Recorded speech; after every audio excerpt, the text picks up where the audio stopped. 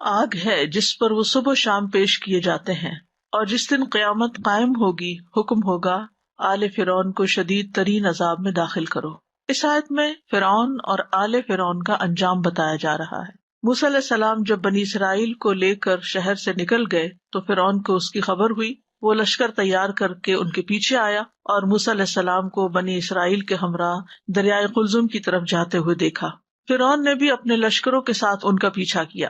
موسیٰ علیہ السلام اپنی قوم کے ساتھ سمندر میں راستہ بننے پر وہاں سے گزر گئے۔ فرعون بھی اپنے لشکر کے ساتھ سمندر میں گھس گیا۔ جب سمندر کے عین درمیان میں پہنچا تو سمندر دونوں طرف سے آ کر مل گیا اور ان کے اول و آخر سارے کے سارے تمام لوگ ڈوب گئے۔ سارے بنی اسرائیل پار لگ گئے اور سارے فرعونی ڈوب گئے۔ سمندر میں غرق کیے جانے کے بعد اللہ تعالیٰ نے انہیں گھیرنے والے دو بدترین عذابوں میں مبتلا کیا جس کا یہاں پر ذکر ہے۔ ایک ہے قیامت تک ہونے والا عذاب جسے عذاب قبر یا عذاب برزخ کہا جاتا ہے، جو موت اور آخرت کے درمیانی وقفے میں انہیں آگ کی صورت میں ہو رہا ہے جس پر وہ صبح و شام پیش کیے جاتے ہیں، اور دوسرا عذاب قیامت کے دن شروع ہوگا۔ تو اس آیت میں ان دونوں عذابوں کا ذکر ہو رہا ہے۔ النار یعنی آگ کا عذاب ہے آل فرعون کے لیے، یوردون علیہا غدوا وعشیا، جس آگ پر وہ صبح و شام پیش کیے جاتے ہیں۔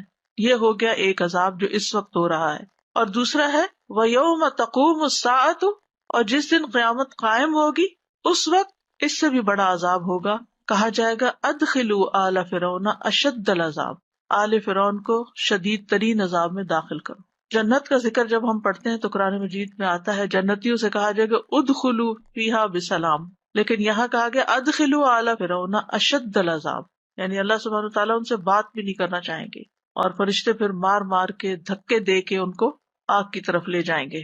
تو النار یعرضون علیہا غدوا وعشیا، یعنی فرعون اور اس کی آل کو صبح اور شام آگ پر پیش کیا جاتا ہے۔ غدوب کہتے ہیں دن کے پہلے حصے کو، اور عشی کہتے ہیں دن کے آخری حصے کو۔ صبح شام سے مراد صرف specifically morning and evening time نہیں ہوتا، بلکہ یہ محاورتاً بولا جاتا ہے ہمیشہ کسی کام کے کرتے رہنے کے لیے۔ وہ کہتے ہیں نا کہ بس اس کا تو صبح شام یہی طریقہ ہے۔ اردو میں بھی کس معنی میں استعمال ہوتا ہے صبح شام؟ مسلسل، یعنی مستقل طور پر وہ تو یہی کرتا ہے، کیونکہ صبح کرتا ہے اور پھر شام ہوتی ہے تو شام، اور صبح ہوتی ہے شام ہوتی ہے، یوں ہی زندگی تمام ہوتی ہے، یعنی کہ وہ اسی کام میں لگا ہوا ہے۔ اور اگر اس کو صبح اور شام کے طور پر بھی لیا جائے لٹرل میننگ میں، تو اس کا مطلب یہ کہ صبح کے وقت انہیں آگ پر لایا جاتا ہے اور پھر شاید بریک ہوتی ہے اور پھر دوبارہ شام کو، اور یہ بھی عذاب کی شدید قسم، کیونکہ جب تکلیف سے گزر کر انسان تھوڑا آرام کرنے لگتا ہے اور پھر اس تکلیف میں پڑ جائے، جیسے اگر کسی کو کووڈ ہوا ہے اور تھوڑے دن ٹھیک ہو اور دوبارہ کووڈ ہو گیا، تو یہ بھی تکلیف کی شدید قسم ہوتی ہے۔ حدیث سے بھی پتہ چلتا ہے کہ ہر بندے کو قبر میں صبح و شام اس کا ٹھکانہ دکھایا جاتا ہے۔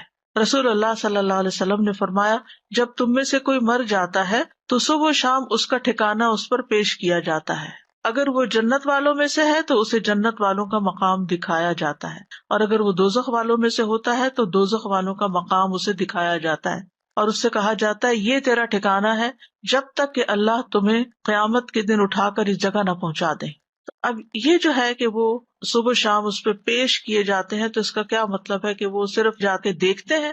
نہیں، وہاں ان کو عذاب بھی ہوتا ہے، کیونکہ آیت کا اگلا حصہ بتاتا ہے وَيَوْمَ تَقُومُ السَّاعَةُ أَدْخِلُوا آلَ فِرْعَوْنَ أَشَدَّ الْعَذَابِ، یعنی پہلے عذاب سے بھی زیادہ شدید عذاب کی طرف ان کو لے جاؤ۔ اس سے یہ بھی پتہ چلتا ہے کہ قبر کا عذاب جہنم کے عذاب سے کم درجے کا ہے، کیونکہ جہنم ایک بہت بڑی چیز ہے اور قبر جو ہے وہ ایک چھوٹی جگہ ہے۔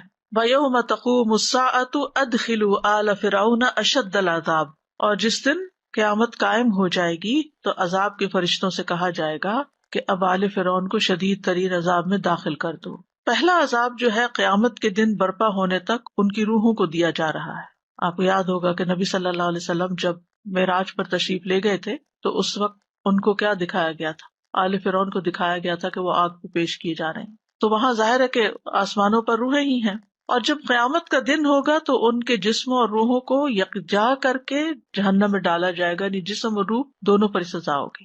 اب یہاں پر ہم دیکھتے ہیں کہ وہ پانی میں گئے ہیں نا، جسم ان کے پانی میں گھل گئے، روح ان کی قبض کر لی گئی، اور یہ عذاب وہاں روح پر پیش کیا جا رہا ہے۔ اور قیامت کے دن کا عذاب اس لیے بھی زیادہ سخت ہوگا کہ وہ جسم اور روح دونوں پر ہوگا. اور یہ عذاب صرف فرعونیوں کے لیے خاص نہیں ہے بلکہ تمام مجرموں کو قبر میں ڈالنے پر عذاب شروع ہو جاتا ہے، اور آخرت کا عذاب جو فیصلہ ہونے کے بعد ہوگا وہ تو بہت ہی سخت ہوگا. اس کے علاوہ ایک اور مثال بھی ہمیں قرآن مجید سے ملتی ہے، اور وہ ہے قوم نوح کے بارے میں جو پانی میں ڈوبے تھے. سورۃ نوح میں ارشاد باری تعالیٰ ہے، اور یقیناً انہوں نے کثیر تعداد کو بھٹکا دیا، یعنی قوم نوح کی اکثریت بھٹکی ہوئی تھی. تو نوح علیہ السلام نے ان کے خلاف بد دعا کی. انہوں نے کیا کہا؟ وَقَدْ أَضَلُّوا كَثِيرًا وَلَا تَزِدِ الظَّالِمِينَ إِلَّا ضَلَالًا، کہ تو اب ان ظالموں کو گمراہی میں ہی زیادہ کر، یعنی اب ان کی ہدایت کا وقت ختم ہو چکا ہے، اس لیے اب ان پر عذاب آنا ہی چاہیے. تو عذاب آ گیا. مما خطیئاتہم اغرقوا، اپنی ہی خطاؤں کی وجہ سے ان کو غرق کر دیا گیا، وہ ڈبو دیے گئے. فادخلوا نارا، پانی کا عذاب آیا تھا ان پر بھی، فرعونیوں پہ بھی پانی کا عذاب آیا تھا، ان پہ بھی پانی کا عذاب آیا، لیکن پانی میں جانے کے باوجود آگ میں سزا دی جا رہی ہے. چونکہ یہ غیب کا معاملہ ہے، ہمیں تو صرف قرآن کی نص کو، چونکہ ہمارا ایمان ہے کہ جو کہہ رہی ہے سچ کہہ رہی، اور جو احادیث ہے نبی صلی اللہ علیہ وسلم کی وہ سچ بتا رہی. اب یہ ہوتا کیسے ہے؟ اللہ تعالیٰ کے لیے تو کچھ بھی مشکل نہیں. یعنی ہوا کیا تھا، جب وہ ڈوبے تھے پھر وہ پانی آہستہ آہستہ نیچے اترا، اتنے تک ان کے جسم گل سڑ گئے، زمین کی مٹی میں مل گئے یا ہواؤں میں اڑ گئے یا جہاں بھی.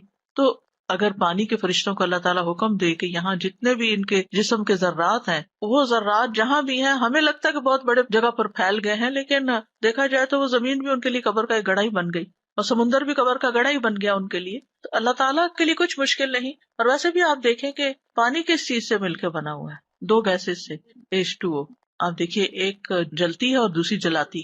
حیرت کی بات ہے نا کہ ہے پانی، لیکن جن چیزوں سے مل کے وہ بنا ہے وہ جلانے والی اور جلنے والی.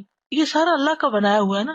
وہ چاہے تو پانی میں جلنے کی سزا دے دے، اور وہ چاہے تو کسی اور طرح دے دے. جب دنیا سے انسان چلا جاتا ہے تو پھر وہ ایک اور دنیا میں ہوتا ہے، وہاں کے معاملے اور ہیں. ہمیں یہ باتیں ہماری زبان میں سمجھائی گئی، اور بعض اوقات ہم ان کو پھر دنیا سے کمپیئر کرنے لگتے ہیں کہ جی ہم نے قبر کھودی، ہمیں تو کہیں آگ نظر نہیں آئی اور ہمیں تو کہیں عذاب نظر نہیں آیا، تو یہ کیسی باتیں آپ کرتے ہیں. اس کو آپ یوں بھی سمجھ سکتے ہیں کہ مثلاً ایک شخص آپ کے ساتھ ہی سویا ہوا ہے اور وہ نیند میں چیخیں مارنے لگتا ہے، تو آپ اس کو ہلا کے پوچھتے کیا ہے تمہیں، کیا ہے تمہیں؟ تو وہ کہتا ہے کہ میں نے دیکھا ہے کہ میرے پیچھے ایک سانپ آ رہا تھا اور مجھے کاٹنے لگا تھا، یا اس نے کاٹ لیا مثلاً، تو مجھے اس کی پین ہو رہی. اب وہ جو ساتھ سویا ہوا ہے وہ اگر یہ کہے کہ تم بالکل جھوٹ کہتے ہو، یہاں تو کوئی سانپ نہیں تھا اور کہاں کاٹا ہے، تمہارا جسم بھی ٹھیک ہے، لیکن اس کو وہ جسم پر ہی محسوس ہو رہا تھا اور وہ خوف میں تھا، وہ رو رہا تھا، اس کو وہ سب نظر آ رہا تھا، لیکن ساتھ لیٹے ہوئے بندے کو نظر نہیں آ رہا تھا کچھ بھی. تو کیا آپ اس کو جھوٹا قرار دیں گے کہ نہیں تم جھوٹ کہتے ہو، یہاں کچھ بھی نہیں ہے، یہ ایگزسٹ ہی نہیں کرتا جو کچھ تم بیان کر رہے ہو؟ نہیں، وہ ایک اور دنیا میں ایگزسٹ کر رہا تھا جہاں اس کی روح تھی.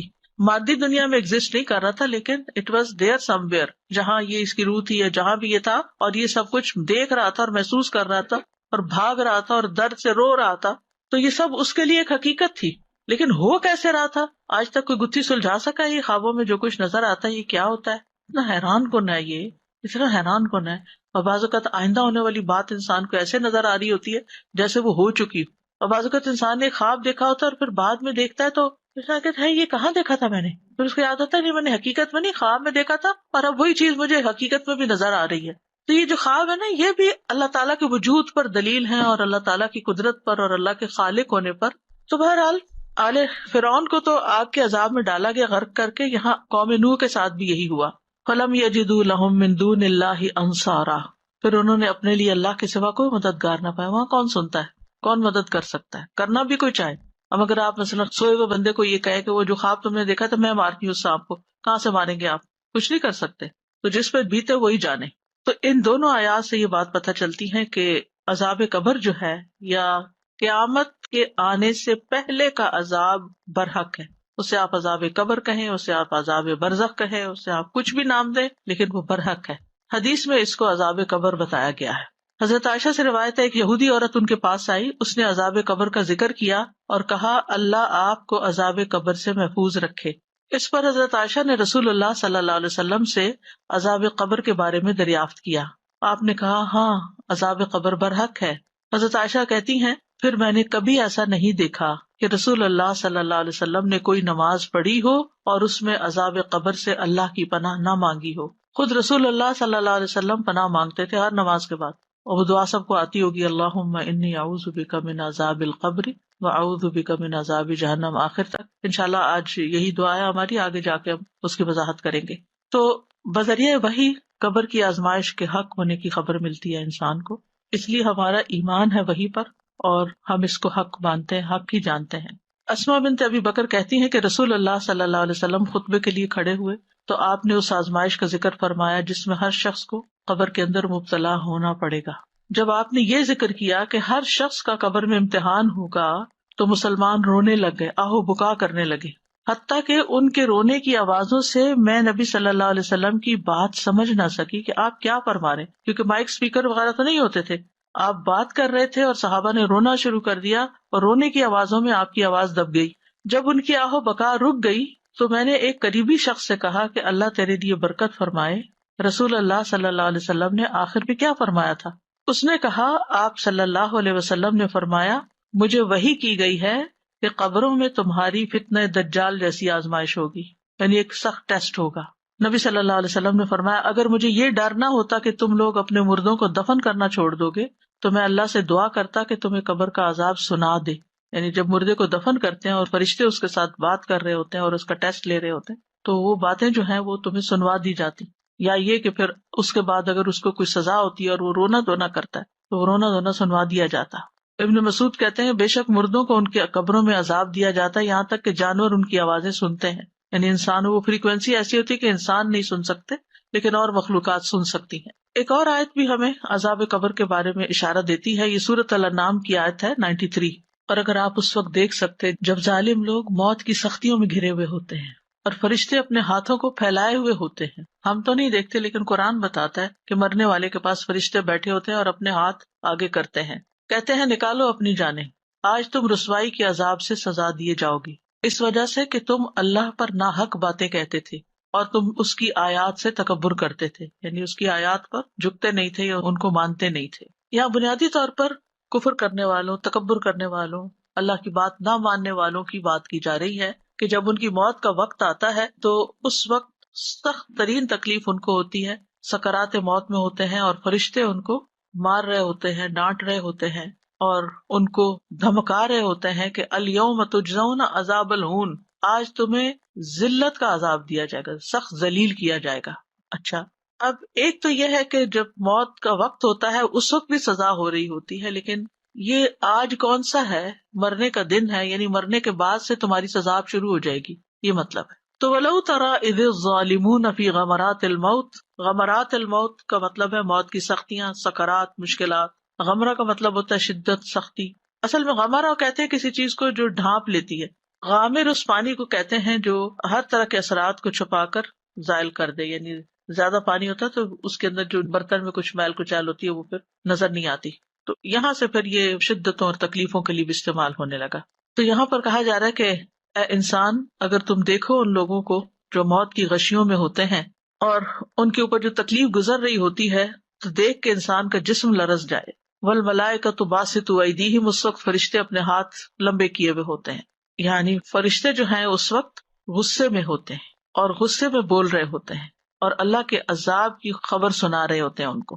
سورۃ انفال میں آتا ہے وَلَوْ تَرَىٰ إِذْ يَتَوَفَّى الَّذِينَ كَفَرُوا الْمَلَائِكَةُ يَضْرِبُونَ وُجُوهَهُمْ وَأَدْبَارَهُمْ، اور کاش آپ دیکھیں جبکہ فرشتے ان لوگوں کو فوت کرتے ہیں جنہوں نے کفر کیا، وہ ان کے چہروں اور پیٹھوں پہ مارتے ہیں.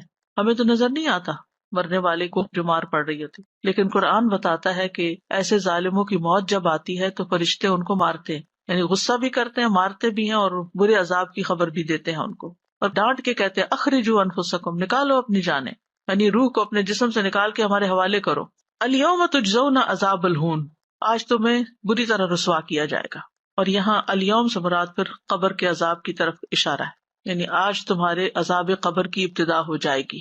تو علماء یہ کہتے ہیں کہ اس آیت میں واضح طور پر عذاب قبر کی طرف اشارہ ہے، کیونکہ قیامت تو جب اللہ چاہے گا قائم ہوگی. تو دنیا اور قیامت کے درمیان یہ برزخ کا جو وقفہ ہے، اس میں انسان جہاں پر بھی ہو اس کا جسم، اس کی روح، اس کے اوپر عذاب ہوتا ہے. کیوں یہاں ان کو سزا دی گئی؟ بما کنتم تقولون علی اللہ غیر الحق، کیونکہ تم اللہ کے بارے میں ناحق باتیں کہتے تھے اور اس کی آیات سے تم تکبر کرتے تھے، یعنی اللہ پہ جھوٹ باندھتے تھے، اللہ تعالیٰ کی صحیح پہچان ہی نہیں تھی، اللہ تعالیٰ پر اعتراضات کیا کرتے تھے. اس بات سے بہت ڈرنا چاہیے. یہ قابل مواخذہ چیز ہے کہ انسان اللہ تعالیٰ کے کسی فیصلے کو ظالمانہ فیصلہ کہے، نعوذ باللہ، یا اللہ تعالیٰ کے بارے میں ناحق بات کرے کہ اللہ نے بیٹا بنا لیا یا اللہ نے کوئی شریک بنا لیا اپنا. ایسی کوئی بھی چیز نہیں ہے. اور دوسرا یہ کہ آیات کے مقابلے میں اپنی عقل، اپنی رائے، اپنی لاجک کو پیش کرنا اور آیات کو حقیر سمجھنا اور احکامات کو مصیبت سمجھنا. اللہ تعالیٰ کی بات اگر ہماری سمجھ میں نہیں آتی تو تکبر تو نہ کرے نا کہ ہماری سمجھ بہت بڑی ہے اور ہم جو کہہ رہے ہیں وہ زیادہ بہتر ہے. یعنی اپنی آراء کو آیات کے ساتھ ٹکرائے مت. یعنی آیات کو اس طرح مت سوچے کہ یہ بات یوں کہی گئی ہے اور آج کے دور میں نہیں ہو سکتی اور یہ تو بہت مشکل ہے، ایسا کچھ نہ کہیں. تو اس آیت سے ہی پتہ چلتا ہے کہ عذاب قبر برحق ہے، اور کافر کو جب عذاب کی خوشخبری دی جاتی ہے تو وہ اللہ تعالیٰ سے ملاقات نہیں کرنا چاہتا. اور حدیث میں آتا ہے کہ اس وقت کوئی چیز اس کے دل میں اس سے زیادہ ناگوار نہیں ہوتی جو اس کے آگے ہوتی ہے، اور اللہ سے جا ملنے کو ناپسند کرتا ہے، تو اللہ تعالیٰ بھی اس سے نہیں ملنا چاہتا. تیسری آیت جو ہمیں برزخ کی زندگی کے بارے میں خبر دیتی ہے قرآن مجید میں، وہ سورۃ البقرہ کی آیت ہے. اور جو لوگ اللہ کی راہ میں مارے جائیں انہیں مردہ نہ کہو بلکہ وہ زندہ ہیں لیکن تم شعور نہیں رکھتے. یہ آیت شہدائے بدر کے بارے میں نازل ہوئی تھی. ان کی فضیلت بیان کی گئی کہ انہوں نے کس طرح اللہ کے راستے میں اپنی جان دی. اب وہ اللہ کے ہاں رزق پا رہے ہیں، اور یہ برزخی زندگی کی طرف اشارہ ہے. یہاں احیاء ان سے مراد دنیا کی زندگی نہیں ہے. اگر دنیا میں وہ زندہ ہوتے تو پھر قبر میں نہ ڈالے جاتے، اسی لکھا وَلَٰكِن لَا تَشْعُرُونَ. اور ویسے بھی اصل زندگی تو آخرت کی زندگی ہے نا، لیکن وہ اس دنیا کی زندگی سے مختلف ہے. کیونکہ جو لوگ آخرت کو نہیں مانتے ان کے نزدیک تو بس انسان مرا اور اس کا جسم ختم، مٹی بنا اور قصہ تمام ہوا. لیکن حقیقت یہ ہے کہ مرنے کے بعد انسان مر نہیں جاتا، بلکہ اس کی روح جسم سے نکل کے الگ ہو کے ایک اور مقام پہ چلی جاتی ہے اور وہاں وہ شعور رکھتی ہے. تو وَلَا تَقُولُوا لِمَن يُقْتَلُ فِي سَبِيلِ اللَّهِ أَمْوَاتٌ، اللہ کی راہ میں مرنے والوں کو مردہ نہ کہو. جہاں کفار کا انجام بتایا گیا کہ ان کو مرنے کے بعد سزا ملتی ہے، وہاں اللہ کے راستے میں جان دینے والوں کا اچھا انجام بھی بتایا گیا کہ کس طرح ان کے لیے خوشخبری ہے اور کس طرح ان کو زندگی ملتی ہے. تو یہاں پر شہید کو مردہ نہ کہا جائے، یہ بات کہی جا رہی ہے. تو اگر کوئی کہے کہ مردہ کیوں نہ کہیں، وہ تو مر چکے ہیں، تو مطلب یہ ہے کہ اس سینس میں تو مر چکے ہیں کہ ان کا جسم اور روح الگ ہو چکے ہیں، ان کے جسم سے روح نکل چکی ہے. کیونکہ اگر وہ روح جسم کے اندر ہوتی تو پھر وہ مٹی کے اندر نہیں دبائے جا سکتے تھے. جب تک روح جسم کے اندر ہوتی ہے، چاہے کتنے ہی دن لگ جائیں انسان کو ہسپتال میں یا گھر میں ڈیتھ بیڈ پر، اس کو اٹھا کے قبر میں کوئی نہیں ڈال کے آتا جب تک کہ پوری نکل نہیں جاتی. لیکن روح کا نکلنا جسمانی موت ہے، ادروائز روح کے اوپر ڈیتھ نہیں آتی. ایک روح جو ایک دفعہ پیدا ہو گئی ہے نا، بس وہ پیدا ہی ہو گئی ہے، اب اس نے مرنا نہیں ہے. روح نہیں مرتی. روح اس دنیا میں آنے سے پہلے بھی زندہ تھی. آدم علیہ السلام کی پشت سے جب اللہ تعالیٰ نے آدم کی اولاد کو نکالا تو وہ روحیں اس وقت پیدا ہو چکی تھی اور ان کو خاص جگہ پر رکھا گیا، اور دنیا میں باری باری اللہ تعالیٰ انسانوں کو جسم دیتا اور اس میں وہ روحیں آتی جا رہی ہیں. اور پھر جب یہاں اپنا ٹائم پورا کر لیں گے تو پھر یہاں سے جسم اور روح الگ ہو جائے گی. جسم مٹی میں چلا جائے گا کیونکہ یہ بنتا بھی مٹی سے ہی ہے، یعنی خوراک ہماری زمین سے آتی ہے، اور روح جو ہے وہ جہاں سے آتی ہے وہیں واپس لوٹ جائے گی. اچھے لوگوں کی روحیں، اچھی روحوں کو اچھی جگہ رکھا جائے گا اور بری روحوں کو قید خانے میں رکھا جائے گا. کچھ علیین میں ہوگی اور کچھ سجین میں ہوگی. بل احیاء ولکن لا تشعرون، بلکہ وہ زندہ ہے لیکن تم شعور نہیں رکھتے. یعنی برزخ کی زندگی کی کیفیت کو ہم نہیں سمجھتے، سمجھ ہی نہیں سکتے. اور وہاں انسان کو اس طرح ہر چیز نہیں چاہیے ہوتی جیسے دنیا میں چاہیے. آپ دیکھیں نا، جب ہم جسم اور روح کے ساتھ زندہ ہیں تو پھر ہمیں بہت کچھ چاہیے ہوتا ہے. آپ کبھی اپنے گھر کے صرف کچن کے اندر رکھی ہوئی چیزوں کو گنے، کاؤنٹ کریں، صرف کاؤنٹ کریں، تو آپ حیران ہو جائیں گے کہ اتنی چیزیں میری ضرورت کی ہیں. کیونکہ اگر آپ کو یہ کہا جائے نا ان میں سے یہ چیز نکال دو، پھینک دو یا دے دو کسی کو، تو آپ کیا کریں گے؟ یہ تو میری ضرورت کی، یہ بھی میرے کام کا. ایک چھوٹی سی چمچ بھی آپ نہیں پھینکتے کہ نہیں کسی وقت اس کی بھی ضرورت ہوتی ہے الگ، بلکہ ضرورت سے زیادہ بھی رکھتے ہیں. پھر اپنے بیڈ روم میں چلے جائیے، اپنے واش روم میں چلے جائیے، ہر جگہ آپ کی ضرورت کی چیزیں بھری ہوئی ہیں. تو جب روح جسم کے اندر ہوتی ہے نا تو بے شمار ضرورتیں ہوتی ہیں اس کی، لیکن جب روح جسم سے نکل جاتی ہے تو اس کی ضرورتیں ختم ہو جاتی ہیں. نہ جسم کی پھر ضرورت رہتی ہے، نہ روح کو ضرورت رہتی ہے. روح اپنے انجام کو پہنچ جاتی ہے جہاں یا اس کے لیے روح و ریحان و جنت و نعیم ہے، یا پھر اس کے لیے آگ کا گڑھا ہے. تو یہاں قبر کی نعمتوں کا ذکر کیا گیا، یعنی برزخ کی زندگی کی نعمتوں کا ذکر کیا گیا کہ وہاں آرام بھی ہے اور عذاب بھی ہے. ایک بڑی اہم بات اس آیت سے پتہ چلتی ہے کہ جو شخص اللہ کے راستے میں اپنی کوئی محبوب چیز دے دیتا ہے اس کا اجر بھی اتنا ہی بڑا ہوتا ہے. جب کوئی پیاری چیز انسان اللہ کے راستے میں دیتا ہے اور ہمیں اپنی پیاری چیزوں میں سب سے زیادہ پیاری چیز اپنی جان ہے، وہ ہم نہیں دے سکتے کسی، لیکن اللہ کی خاطر بڑے لوگوں نے اپنی جان بھی دی ہے، ٹھیک ہے، معمولی کام نہیں ہوتا، تو ان کے لیے پھر اتنا ہی بڑا اجر سنایا گیا، کیونکہ مردہ لفظ جو ہے نا ایک نیگیٹو ورڈ ہے نا، ایک تکلیف دہ، مردہ ہی نہ کہو، وہ زندہ ہے، لیکن زندگی تمہارے والی زندگی نہیں، وہ ایک اور زندگی ہے، آخرت کی زندگی، وَإِنَّ دَارَ الْآخِرَةِ لَهِيَ الْحَيَوَانُ، آخرت کا گھر ہی دراصل اصل زندگی ہے۔ جہاں تک شہید کی زندگی کا تعلق ہے تو رسول اللہ صلی اللہ علیہ وسلم نے فرمایا، جب تمہارے بھائی احد میں شہید کر دیے گئے تو اللہ نے ان کی روحوں کو سبز رنگ کے پرندوں کے پیٹوں میں کر دیا جو جنت کی نہروں پر آتے ہیں، یعنی ان کو وہاں ایک اور طرح کے جسم دے دیے، وہاں کے پھل کھاتے ہیں، پھر سونے کی قندیلوں میں لوٹ جاتے ہیں جو عرش کے سائے میں لٹک رہی ہیں، وہاں تک پہنچ گئے۔ جب انہوں نے وہاں کے کھانے پینے اور راحت اور آرام کے مزے دیکھے تو کہا، کون ہے جو ہمارا یہ پیغام ہمارے بھائیوں تک پہنچا دے کہ ہم جنت میں زندہ ہیں، ہمیں رزق دیا جاتا ہے تاکہ وہ جہاد سے بے رغبت نہ ہو جائیں اور لڑائی میں بزدلی نہ دکھائیں۔ تو اللہ تعالیٰ نے فرمایا، تمہارا یہ پیغام میں ان تک پہنچا دوں گا۔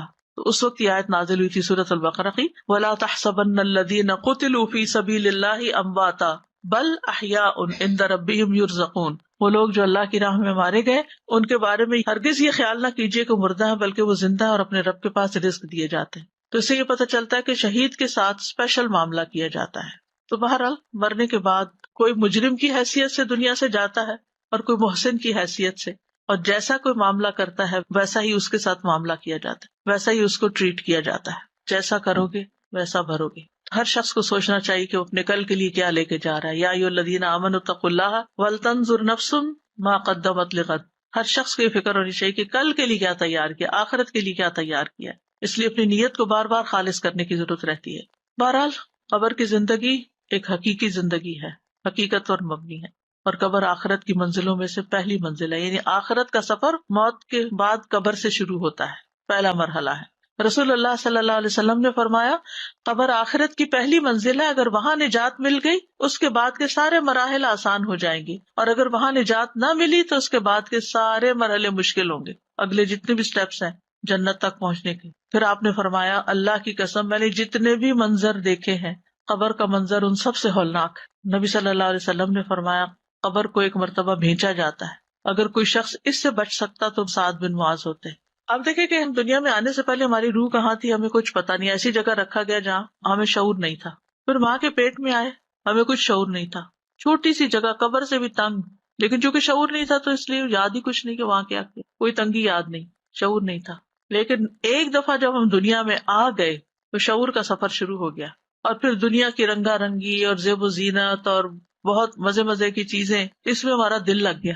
یعنی پہلے تو اندھیرے سے روشنی میں آئے تھے نا، اب اس پلانٹ سے جب زمین کے اندر جائیں گے تو اندھیرا ہوگا۔ تکلیف کے بعد نعمت دیکھے تو انسان خوش ہوتا ہے، لیکن نعمت کے بعد تکلیف دیکھے بہت بڑی تکلیف ہوتی ہے۔ اسی لیے جو لوگ دنیا میں زیادہ دل لگا بیٹھتے ہیں اور دنیا کی محبت میں زیادہ گرفتار ہوتے ہیں اور ہر وقت صرف خواہشات کے پیچھے دوڑ رہے ہوتے ہیں کہ بس انجوائے کر لیں کسی طرح، اور انجوائے کرنے کی چیزوں کو اتنا زیادہ فوکس میں رکھتے ہیں اور اتنی اہمیت دیتے ہیں کہ اپنی جان مال ہر چیز اس پہ قربان کیے رکھتے ہیں، چاہے وہ کھانے پہننے کا معاملہ ہو، چاہے وہ شادی بیاہ کا معاملہ ہو۔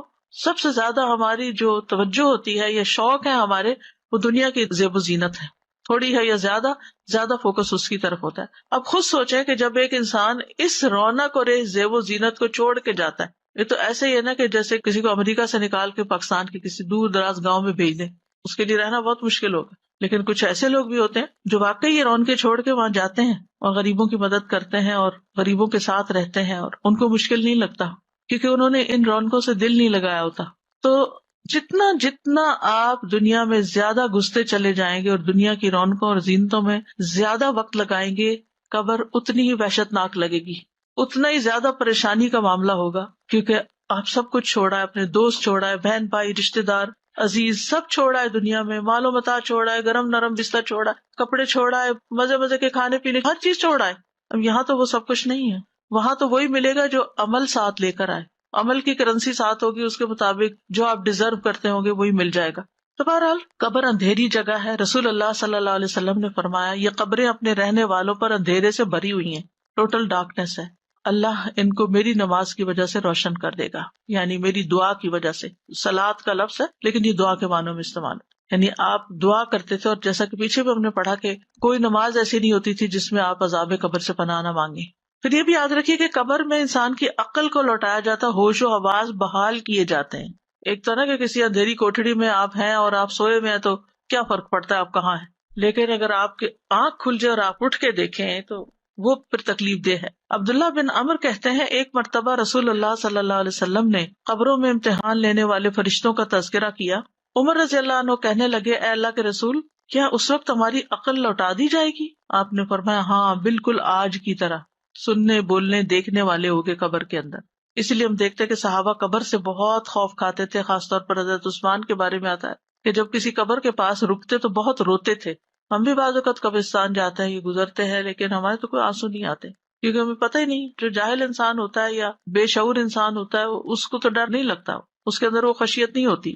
صحابہ میں سے عمرو بن العاص کہتے ہیں جب میرا انتقال ہو جائے تو میرے جنازے کے ساتھ نہ کوئی رونے والی ہو، یعنی کوئی عورت نہ جائے، نہ آگ ہو، کیونکہ وہاں وہ لوگ کینڈل یعنی آگ لے کے جاتے تھے، اور اب بھی آپ دیکھیں کہ مارننگ کے لیے کینڈل جلائی جاتی ہیں۔ جب تم مجھے دفن کر دو تو مجھ پر مٹی ڈال دینا، اس کے بعد میری قبر کے ارد گرد اتنی دیر ٹھہرنا جتنی دیر میں اونٹ ذبح کر کے اس کا گوشت تقسیم کیا جاتا ہے، تاکہ تمہارے قرب سے کہ میرے آل اولاد ہے اوپر باہر مجھے انس رہے، اور میں دیکھ لوں کہ میں اپنے رب کے فرشتوں کو کیا جواب دیتا ہوں۔ حضرت عائشہ فرماتی ہے، میں نے عرض کیا، اے اللہ کے رسول صلی اللہ علیہ وسلم، یہ امت اپنی قبروں میں آزمائی جاتی ہے تو میرا کیا حال ہوگا؟ میں تو ایک کمزور عورت ہوں۔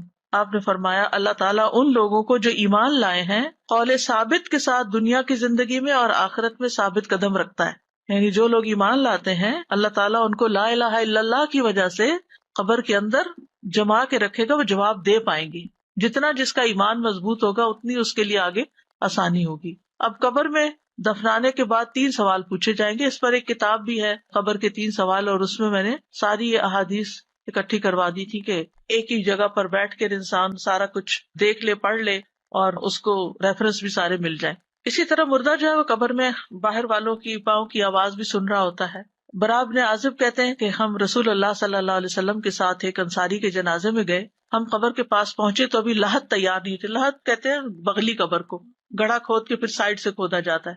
تو رسول اللہ صلی اللہ علیہ وسلم بیٹھ گئے اور ہم بھی آپ کے ارد گرد بیٹھ گئے، گویا ہمارے سروں پہ پرندے بیٹھے ہوئے، اتنی چپ ہو گئی سب۔ آپ کے ہاتھ میں چھڑی تھی، آپ سے زمین کو رید رہے تھے، آپ نے سر اٹھایا اور فرمایا، اللہ سے قبر کے عذاب سے پناہ مانگو، یعنی قبر کے عذاب کی امان مانگو۔ آپ نے 2 یا 3 بار یہی بات فرمائی، اور فرمایا جب لوگ واپس جاتے ہیں یعنی میت کو دفنا کر تو میت ان کے قدموں کی آہٹ سن رہی ہوتی ہے، جبکہ اس سے پوچھا جا رہا ہوتا ہے کہ اے فلاں تیرا رب کون ہے، تیرا دین کیا ہے، تیرا نبی کون ہے۔ یعنی جب قبر میں لٹا کے قبر بند کر دی جاتی تو فرشتے آ کے اٹھا کے بٹھاتے ہیں۔ اب ہو سکتا ہے کہ آپ پوچھیں کہ بھئی وہاں تو مٹی اس کے اوپر تک ہوتی ہے تو وہ بیٹھتا کہاں ہے، اس کی جگہ کہاں ہے؟ یہ تو اللہ ہی جانتا ہے نا کہ اس کی کیفیت کیا ہوگی، ہم کیفیت نہیں بتا سکتے، لیکن چونکہ یہ بات احادیث میں بیان ہوئی ہے اس لیے ہمارا اس پر ایمان ہے۔ تو وہ جواب دیتا ہے جو مومن ہوتا ہے، ربی اللہ دینی الاسلام، اور نبی صلی اللہ علیہ وسلم کے بارے میں کہتے ہیں رسول اللہ صلی اللہ علیہ وسلم۔ پھر وہ کہتے ہیں تجھے کیسے علم ہوا؟ وہ کہتا ہے میں نے اللہ کی کتاب پڑھی اور اس پر ایمان لایا اور اس کی تصدیق کی۔ یہ کتاب قبر میں بھی فائدہ دے گی۔ ابھی تعلیم القرآن